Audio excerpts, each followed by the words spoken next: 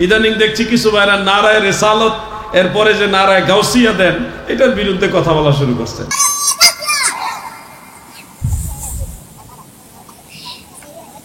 অতদূর যাওয়া দরকার নাই, বাস নারায়ে তাকবীর, নারায়ে রিসালা।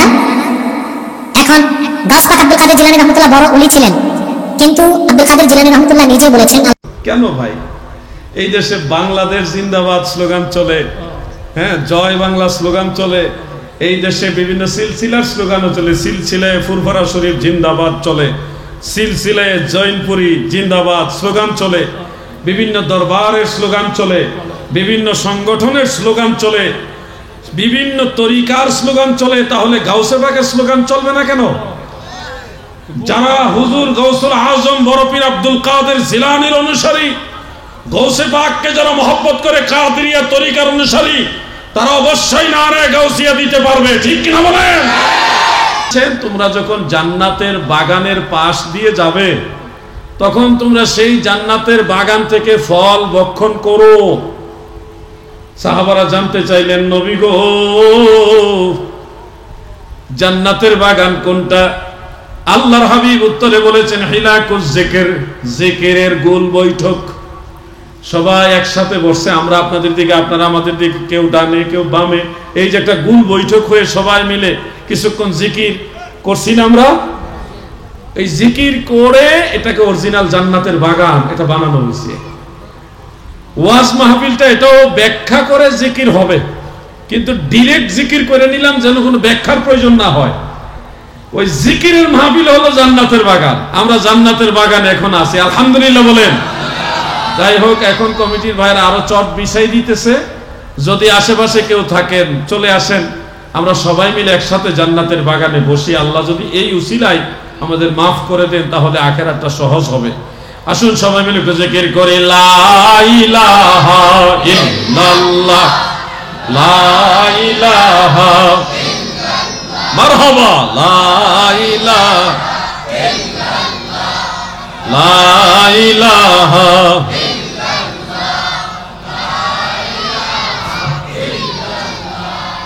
মাশরিক মাগরিব দিক বিদিক চলিল সে আলোর চিক, উড়িল নিশান তাওহীদের, উড়িল নিশান তাওহীদের, পড়ুন কালেমা মুসলমান, লা ইলাহা ইল্লাল্লাহ, মারহাবা, লা ইলাহা ইল্লাল্লাহ, লা ইলাহা ইল্লাল্লাহ, লা ইলাহা লা ইলাহা ইল্লাল্লাহ মুহাম্মাদুর রাসূলুল্লাহ সাল্লাল্লাহু আলাইহি ওয়াসাল্লাম। কারবালার মূল শিক্ষাটাই হলো বায়াত, বায়াতে রাসূল। আমার আল্লাহ যে নিয়ামত আমানত নবীজির কাছে দিয়েছেন সেটা হলো বায়াত। এই বায়াতের রশি যারা ধরেছেন এনারাই তো কিয়ামত পর্যন্ত ইমাম মাহদীর সৈনিক হবেন। নবীজি পর্দা নেওয়ার পরে হযরত আবু বকর সিদ্দিক রাদিয়াল্লাহু তাআলা আনহু খলিফা, তারপরে হযরত ওমর ফারুক, তারপরে হযরত ওসমান যুন্নুরাইন। শব্দটা জিন্নুরাইন নয়, শব্দটা হবে যুন্নুরাইন। মুজাফ মুজাফ ইলাইহি খেয়াল করলে বিষয়গুলি স্লিপ হবে না। হতেই পারে, স্লিপ হইতে পারে, কিন্তু আমরা ঠিক করে নিব ইনশাআল্লাহ। ভুল যখন আমরা বুঝবো তখন আমরা সঠিকটা গ্রহণ করে নিব, এটাই মুমিনের স্বভাব। অনেক সময় আমরা বলি আসসালাতু ওয়াসসালামু আলাইকা ইয়া শাফিআল মুজনাবিন। কিছু কিছু আলেম ভাইয়ের আবার মনে করেন মুজনাবিন বলা যাবে না, মুজনিবিন বলা উচিত। সেই ক্ষেত্রে ওনাদের একটা যুক্তিও আছে, কারণ আকরামা ইউকরিমু ইকরামান ফাহুয়া মুকরিমুন, এই মুকরিমুন হলো ইসমে ফাইল, তো সেই হিসাবে মুজনিবুন, আজনাবা ইউজনিবু ইজনাবান ফাহুয়া মুজনিবুন। তো মুজনিবুন যখন মুজাফ ইলাইহি হয়ে যায় তখন শাফিউল মুজনিবিন হয়ে যায়, মুজনিবিন হয়ে যায়, বিন হয়ে যায়, জের হয়ে যাবে। তো এই হিসাবে এটা ঠিক আছে। তবে আমরা গুনাহ করনেওয়ালা এটা যেমন সত্য, আবার গুনাহগার গুনাহ যুক্ত আগের থেকে এটা ইসমে মাফউলের অর্থ আসে। সেই হিসাবে মুজনাবুন ইসমে মাফউল, সেই হিসাবে আপনি যদি বলেন ইয়া শাফি আল মুজনাবিন ইসমে মাফউল হিসাবে, ওটাও ভুল হবে না, ওটাও ঠিক হবে। একটা ইসমে ফাইল আর একটা ইসমে মাফউল। আমরা তো গুনাহগার, আমরা কি গুনাহগার, এটা ইসমে মাফউল হিসেবে আসতে পারে। আবার গুনাহ করনেওয়ালা ইসমে ফাইল, সেই হিসাবে মুজনিব, দুইটাই হইতে পারে, কোনোটাই ভুল বলা উচিত নয়। যে যেটা বলে অভ্যস্ত সেটাই বলেন, সঠিক দুইটাই হবে ইনশাআল্লাহ। আলহামদুলিল্লাহ বলেন। প্রিয় ভাই আমার, বন্ধুরা আমার, সব এখানে ফেসিস্ট সব এক জায়গায় বসে, এরা তো মনে করেন খেয়ালও নাই, এদের যে কথা বলতেছে এরা খেয়ালও করতেছে না। তোমরা এদিকে খেয়াল করো, তোমরা ওয়াজ না শুনলে আগামীতে বাংলাদেশে সুন্নিয়তের জান্ডা কারা ধরবে? তোমরাই তো ধরবা ইনশাআল্লাহ। ওয়াজ শুনতে হবে কিনা? সবাই মিলে একটা তাকবীর, নারায়ে তাকবীর।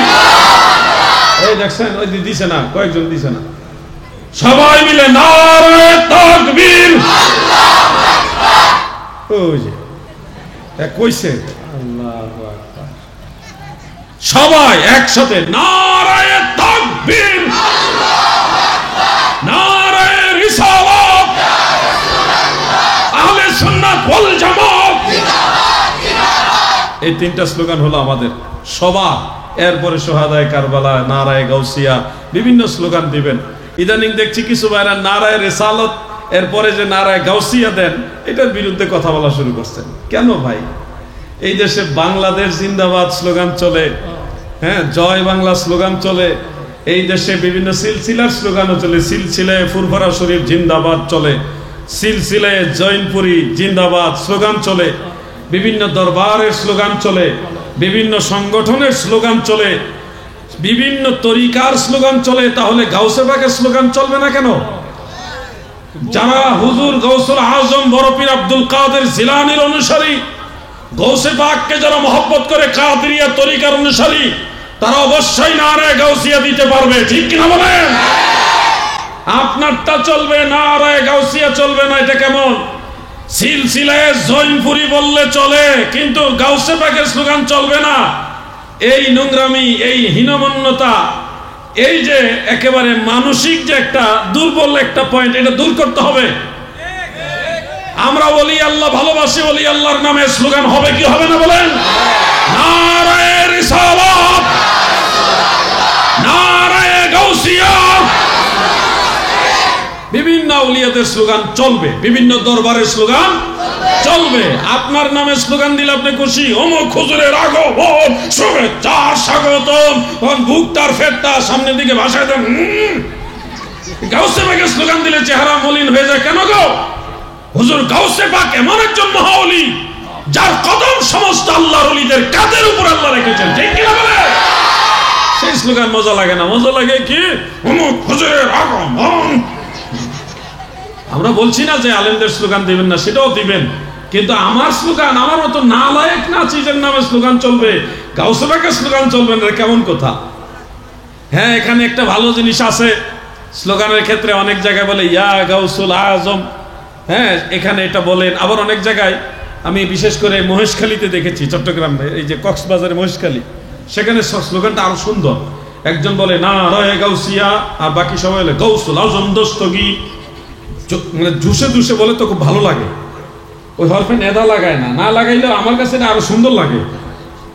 ইয়া গাউসুল আজম এইভাবে বললেও তো হয়, কিন্তু ওনারা জুসে জুসে মিলায়, নারায়ে গাউসিয়া, গাউসুল আজম দস্তগীর, খুব ভালো লাগে জিনিসটা।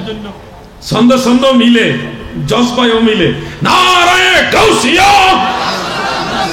যেভাবে ভালো লাগে ওইভাবে দিবেন, কিন্তু স্লোগান চলবে। ওলি আল্লাহর স্লোগান চলবে কিনা বলেন? আমরা ওলি আল্লাহদের দামান ছেড়ে দেওয়ার কারণে বাতিলরা সুযোগ পায় বিভিন্ন দরগায়, দরবারে, খানকায়, মাজারে আক্রমণ করার দুঃসাহস তারা দেখিয়েছে। যখন মুর্শিদপুরের গরু ছাগল চুরি করছে ওয়াহাবিরা, হান্ডি বাতিল ডেক ডেক্সি পর্যন্ত চুরি করছে, এরা তো মুরগিও চুরি করছে, হাঁসও চুরি করছে, করছে কিনা? বালিশ চুরি পর্যন্ত করছে।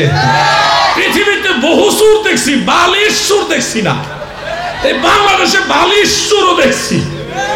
কেউ হাঁস চুরি করে, কেউ মুরগি চুরি করে, আবার সে ইমামতিও করে, আবার মসজিদের ইমাম সাহেব, তালতলা মসজিদের ইমাম, বালিশ সুর, জুব্বাওয়ালা টুপিওয়ালা, আবার ওলিদের দামান আঁকড়ে ধরে রাখি, তখন বাতিলরা সুযোগ পাবে না।